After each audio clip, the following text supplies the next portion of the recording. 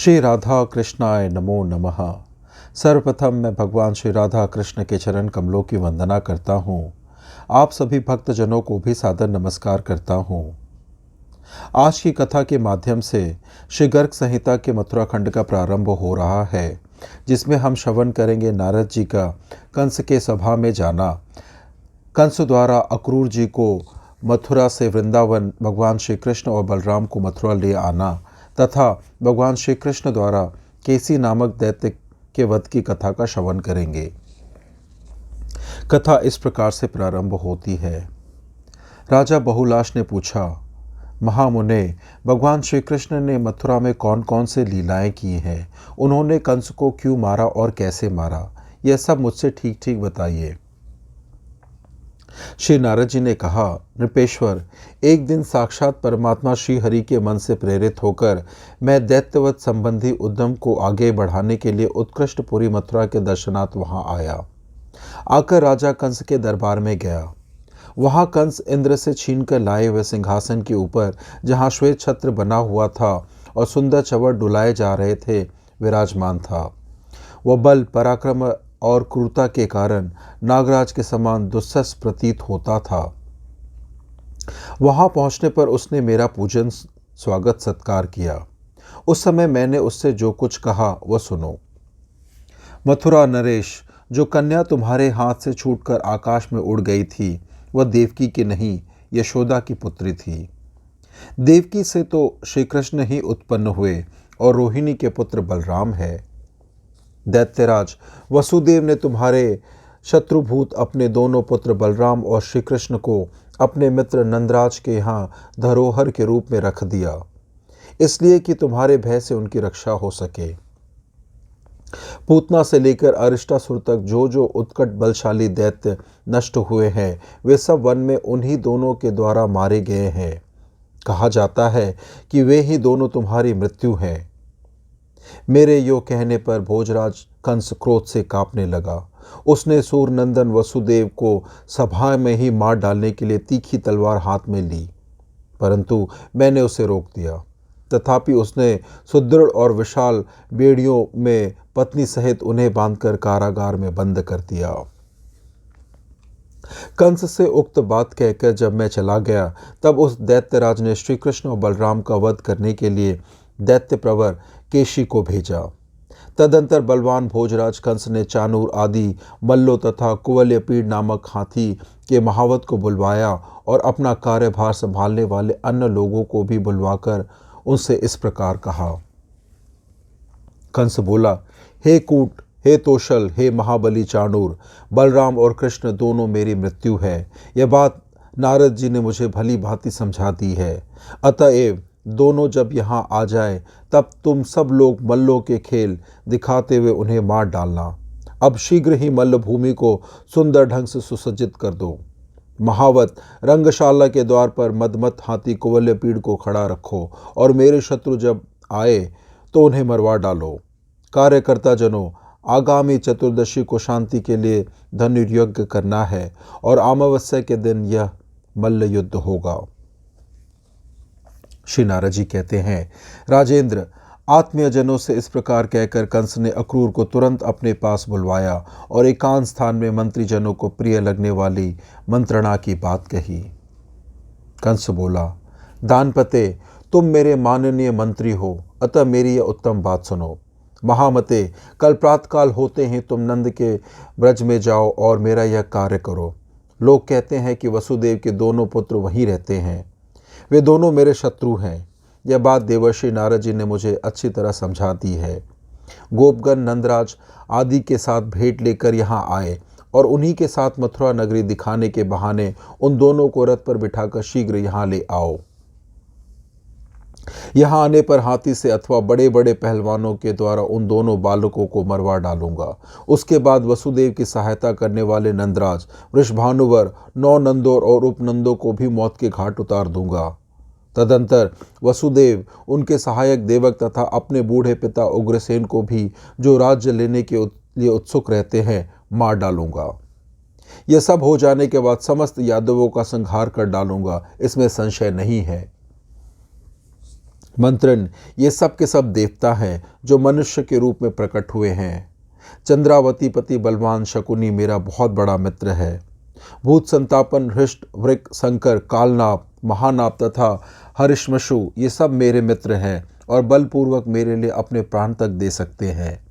जरासंध तो मेरा ससुर ही है और द्विविद मेरा सखा। वानासुर और नरकासुर भी मेरे प्रति ही सौहार्द रखते हैं। ये सब लोग इस पृथ्वी को जीतकर इंद्र सहित देवताओं को बांधकर और द्रव्य राशि के स्वामी बने हुए कुबेर को मेरु पर्वत के दुर्गम कंदरा में फेंककर सदा तीनों लोकों का राज्य करेंगे, इसमें संशय नहीं है। दानपते, तुम कवियों में शुक्राचार्य के समान हो और बातचीत करने में इस भूतल पर बृहस्पति के तुल्य हो, अतः इस कार्य को तुरंत संपन्न करो। अक्रूर जी बोले, यदुपते, तुमने मनोरथ का महासागर ही रच डाला है। यदि देव की इच्छा होगी तो यह सागर गोष्पद के समान हो जाएगा, और यदि देव अनुकूल ना हुआ तब तो यह अपार महासागर है ही। कंस बोला, बलवान पुरुष देव का भरोसा छोड़कर कार्य करते हैं और निर्बल देव का सहारा पकड़े बैठे रहते हैं। कर्मयोगी पुरुष काल स्वरूप श्रीहरि के प्रभाव से सदा निराकुल रहता है। नारद जी कहते हैं, मंत्री प्रवर अक्रूर से यूं कहकर कंस सभा स्थल से उठ चला और कुछ कुपित हो धीरे से अंतपुर में चला गया। आगे नारद जी कहते हैं, मिथिलेश्वर, उधर बलवान एवं मदोन्मत महादैत्य केशी घोड़े का रूप धारण कर रमणीय वृंदावन में गया और मेघ की भांति गर्जना करने लगा। उसके पैरों के आघात से सुदृढ़ वृक्ष भी टूटकर धाराशाही हो जाते थे। पूंछ की चोट खाकर आकाश में घने बादल भी छिन्न भिन्न हो जाते थे। मैथिलेंद्र, उसका वेग दुस्सह था। उसे देखकर गोप गोपियों के समुदाय अत्यंत भय से व्याकुल हो भगवान श्री कृष्ण की शरण में गए। पाप और पापियों को पीड़ा देने वाले भगवान ने कहा, डरो मत।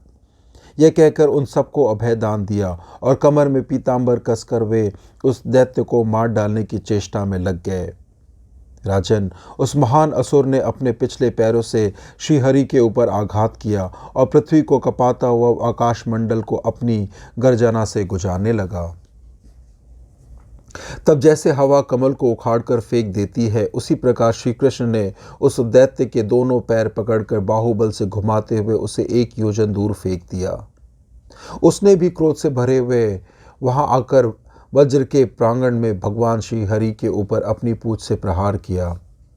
राजन, तब श्री कृष्ण ने उसकी पूंछ पकड़ ली और बाहुवेग से बलपूर्वक घुमाते हुए उसे आकाश में 100 योजन दूर फेंक दिया।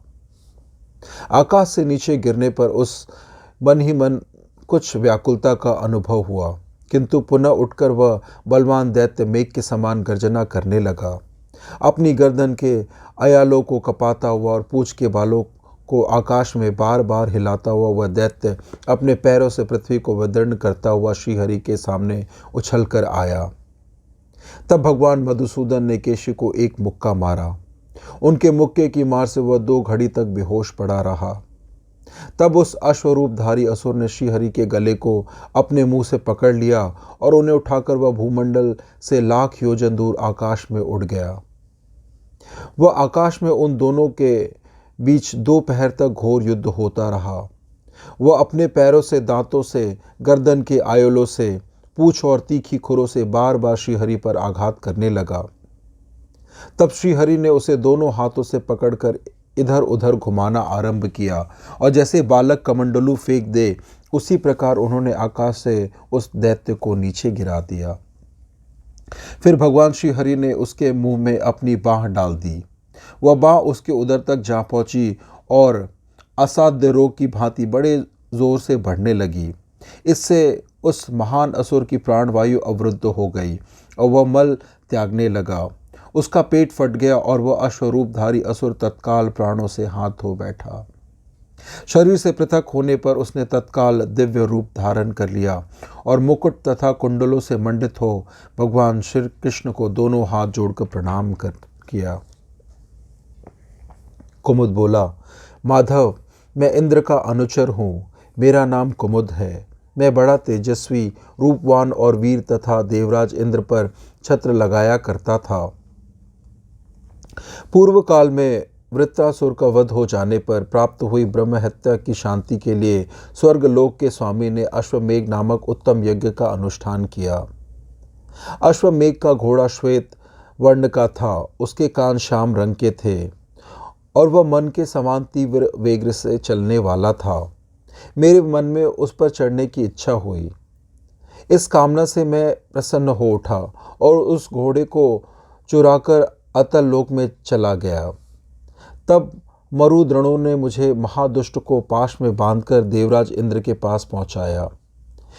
देवेंद्र मुझे शाप देते हुए कहा, दुर्बुद्धे, तू राक्षस हो जा, भूतल पर 2 मनवंतर तक तेरी घोड़े की सी आकृति रहे। प्रभो, आज आपका स्पर्श पाकर मैं उस शाप से तत्काल मुक्त हो गया हूँ। देव, अब मुझे अपना किंकर बना लीजिए। मेरा मन आपके चरण कमलों में लग गया है। आप समस्त लोकों के एकमात्र साक्षी हैं। आप भगवान श्री हरि को नमस्कार है। श्री नारद जी कहते हैं, राजन, यूँ कहकर परमेश्वर श्री कृष्ण की परिक्रमा करके कुमुद अत्यंत प्रकाशमान उत्तम विमान पर आरूढ़ हो दिशा मंडल को दीप्त करता हुआ वैकुंठ लोक को चला गया। इस प्रकार से आज की यह उत्तम दिव्य लीला कथा यहीं संपन्न होती है। कथा श्रवण करने के लिए और अपना बहुमूल्य समय देने के लिए आपको धन्यवाद। श्री राधा कृष्णाय नमो नमः।